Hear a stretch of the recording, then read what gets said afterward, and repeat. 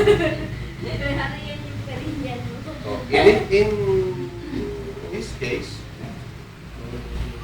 halimbawa, siya ay naka-top sheet, palitan mo ng top sheet, same thing yung ginawa natin. Yes. Ha? Then, place mo yung back blanket. Hilaw. Ha? Kasi yung back blanket niya.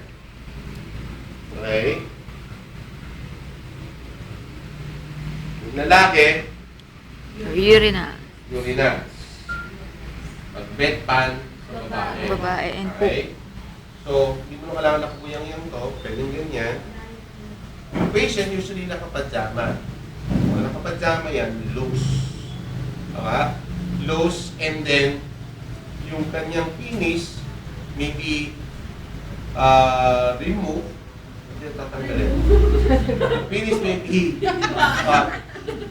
yung penis may be exposed by simply, what?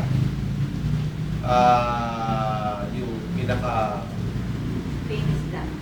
yung slit, o yung pinaka, may pajama.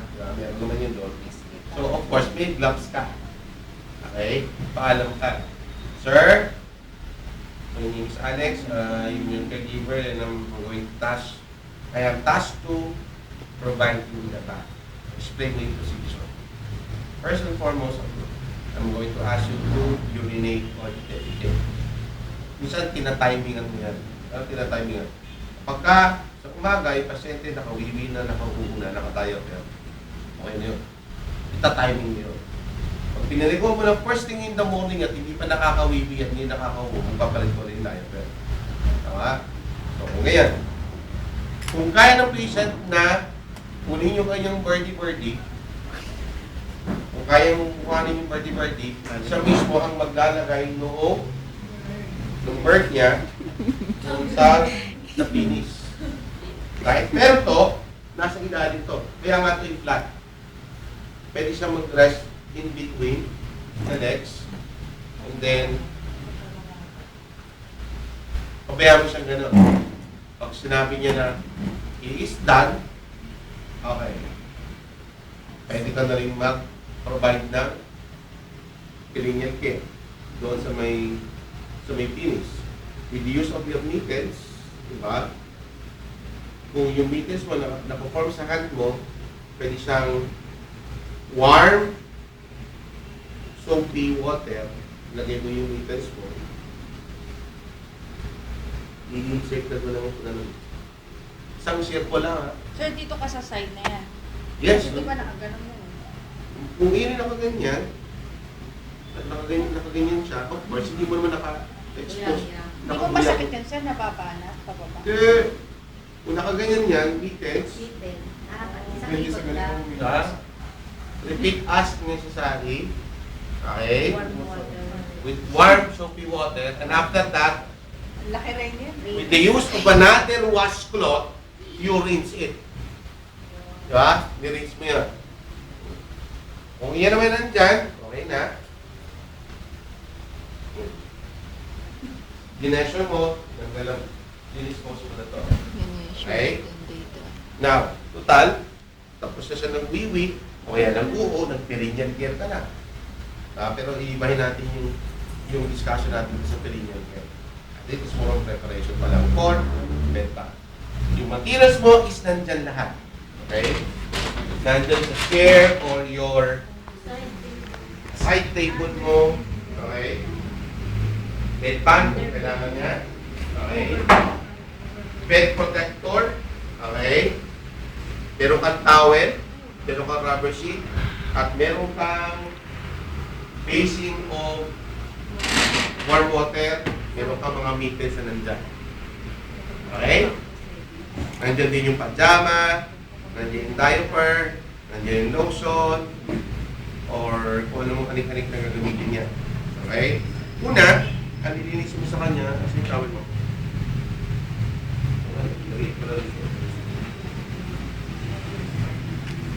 Una mo na nilinisin ay yung face. Yung face. Face na eh. Okay? O, ba't lang kita to? Ay, Ba't blanket? Tinanggal na natin yung blanket, yung top sheet, pinalitan na natin siya ng bath blanket. So, dito,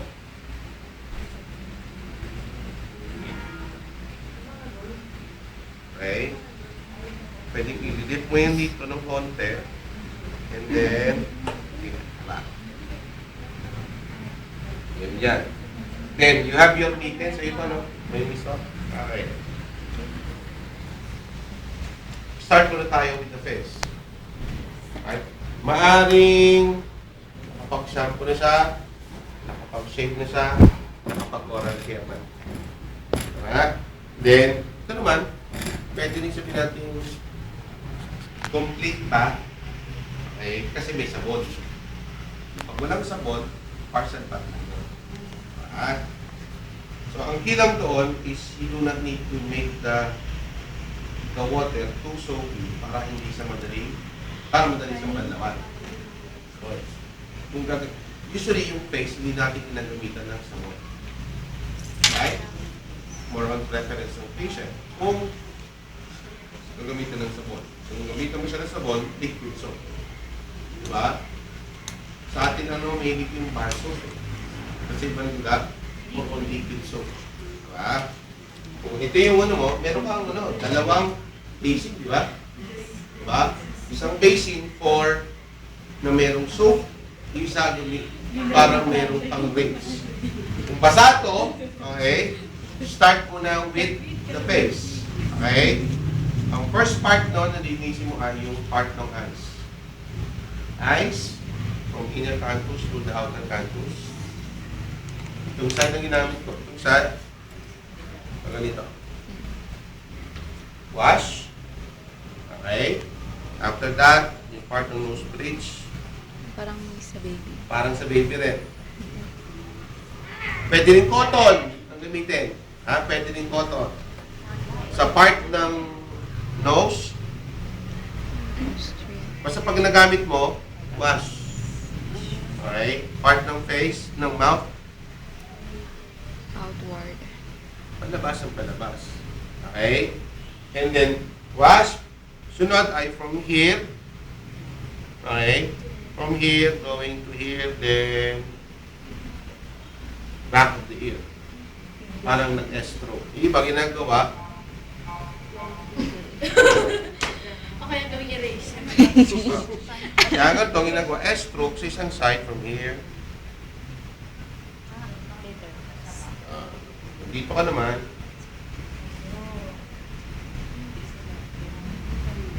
Diba? Repeat.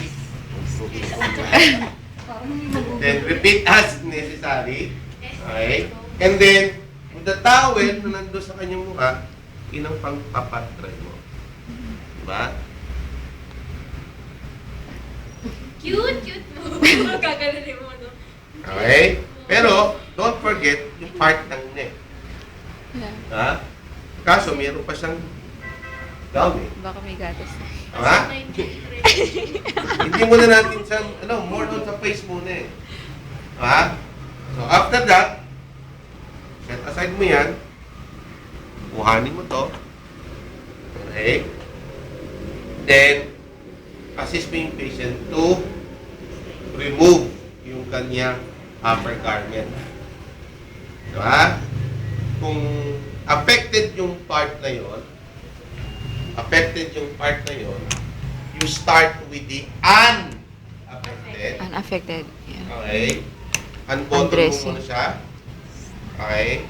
Pag na-unbottom mo siya, i-roll mo yung sleeves papunta rito. And then, medyo babatakin mo ng konti. Tatanggalin mo muna sa unaffected. Going to affected. Yeah. Tama? After that, natanggal mo na yun dyan, may IV yung kapila. Doon ka magsisimula, doon ka mag-e-end. Kasi wala siyang IV.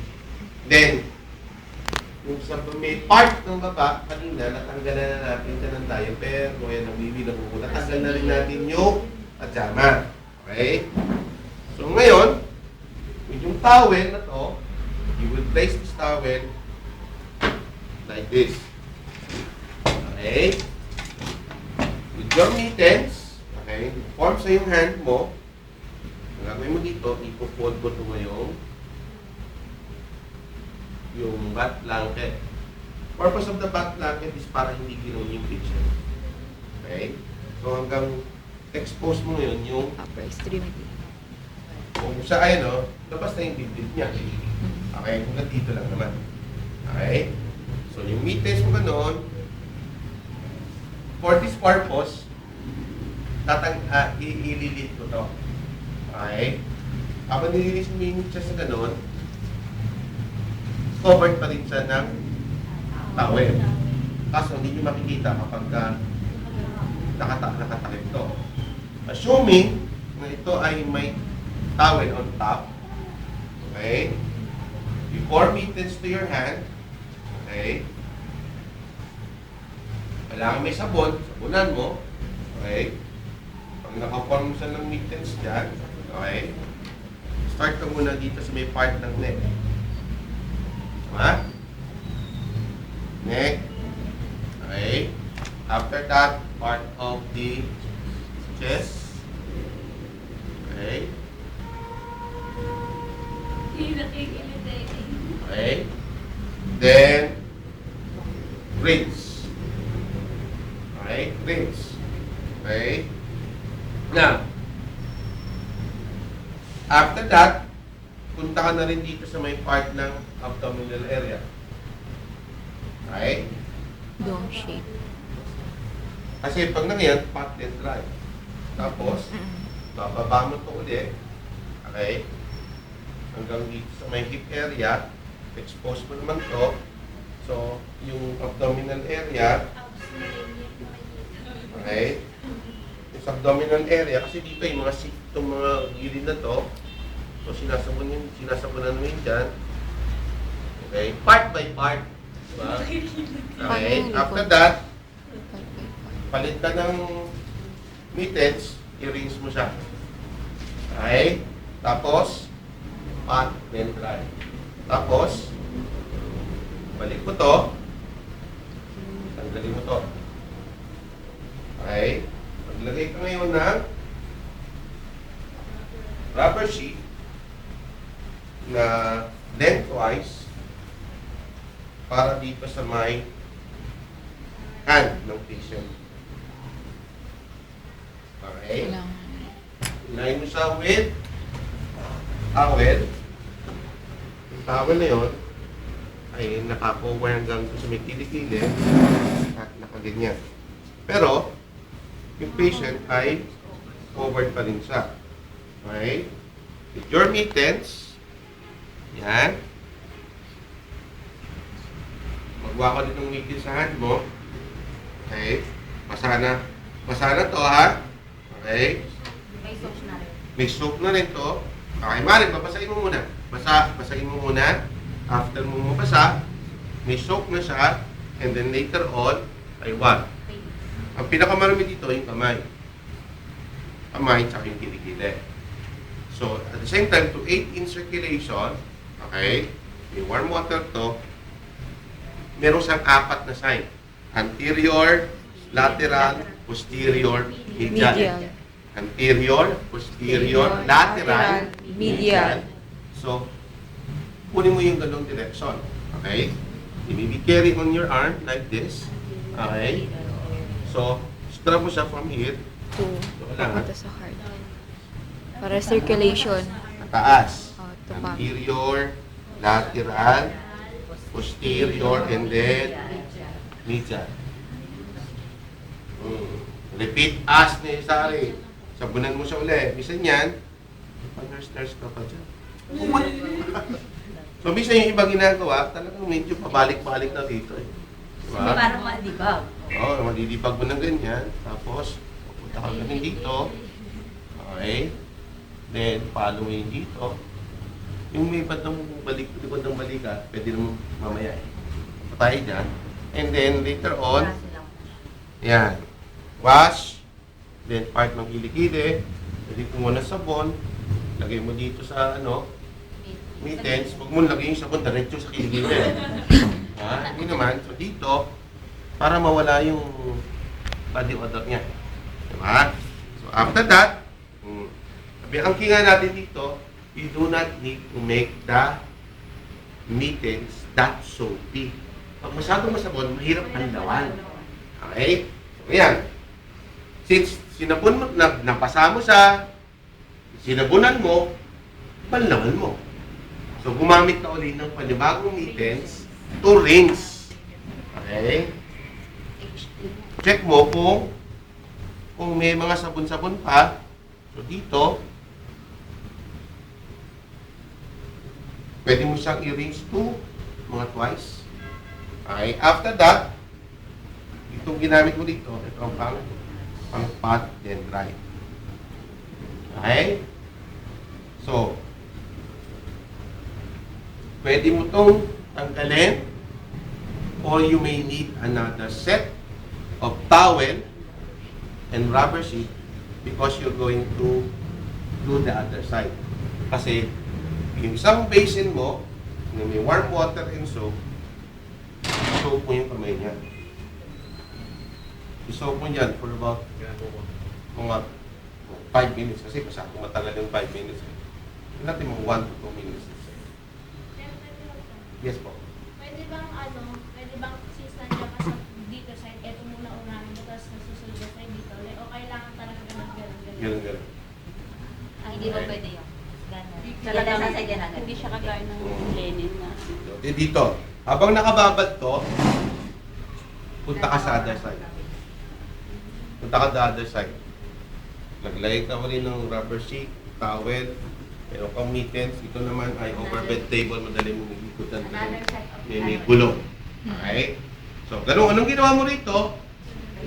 Yun din ang gagawin mo sa kabila. Pat then, nagawa na natin, pat then dry. Tapos ito, ayan. With the use of your labakara, okay?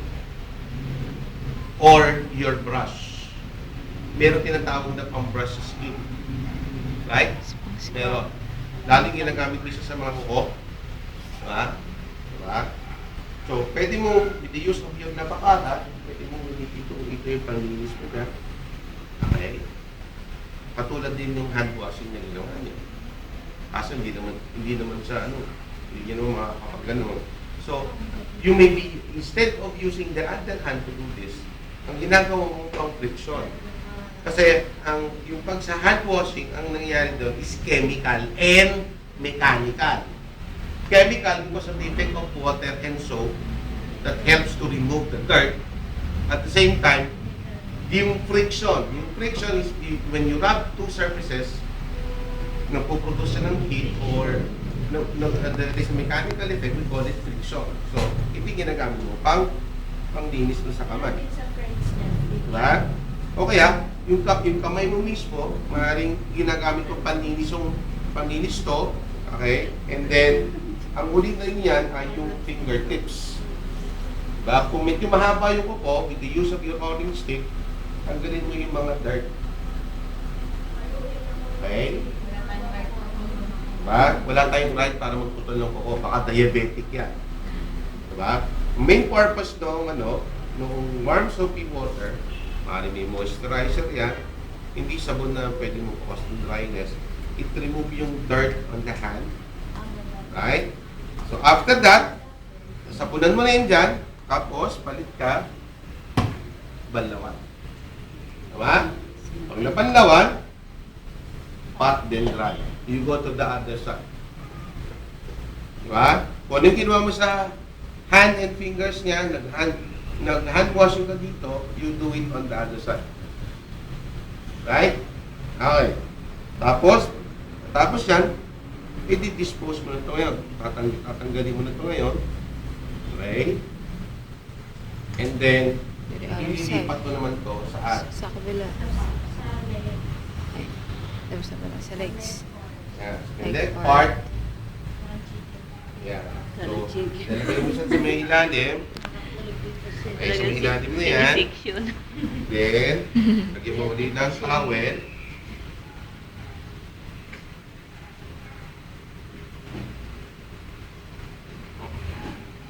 Okay. Okay, then, ha? Nagpiringan na. Nagpiringan na. Nagpiringan na tayo, pero mamaya, ano yung pala natin yan? Mababasa. Napapasa yan. So, kaya, papalitan mo naman yun. Okay? So, kailangan, yung ginagamit mong meters is not dripping. Pasa lang siya, pero hindi siya dapat nag-drip. Lang. Yan. Kung ganyan siya, punta ka na ngayon sa may part ng thigh. Part ng thigh, pwede mo siyang i-bend like this. Pag-start ka ngayon with the knee. Basahin mo muna siya. Always upper. Okay? Nabasa mo na siya, then mag-apply ka na ngayon ng soap. So, yan, naka-cover yung private part niya. Okay? So, ngayon, punta ka na dito, sinasabunan mo yan ngayon. Okay? Start ng anterior, part ng lateral, maaaring kasama dito sa may part ng puson area na to. Kasi hindi kanina, yung dito sa may abdomen, part of the pubic area, sinama mo na yun dyan. Kung nakaform sa na yung meters yan dyan, may sabon yan, yung likod, okay, yung lateral side, dito sa lateral, medial side. Yung medial side, medyo ingat ka ng konti. Okay? Sensitive tong side na to, na kung siya ginamitan mo ng handong ginanon niya, ano? Foreplay daw. Magkakaroon ng erection. Tama? So, ano mo? Lalo nililipat talaga eh. Tsura mo, namapagla ka sa akin.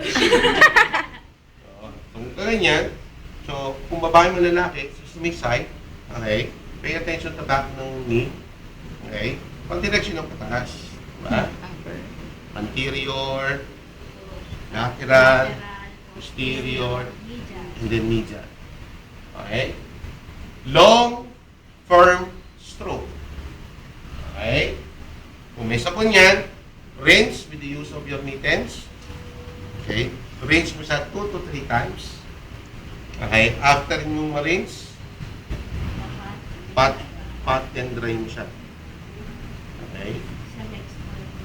And then, after that, punta ka naman sa legs. Sa legs, using your mittens ulit, medyo basa mo na itong mittens mo. Okay? Mayroon naman sabunan ng merong hindi pa basa-basa. Okay? Dapat warm water yan dahil pagka malamig yan, mabubulat yan. So dito, meron pa rin apat na surfaces. Meron anterior, lateral, posterior, medial. Dito naman, pababa. Bakit? Kasi madumi yung paa. So, anterior. Ayan.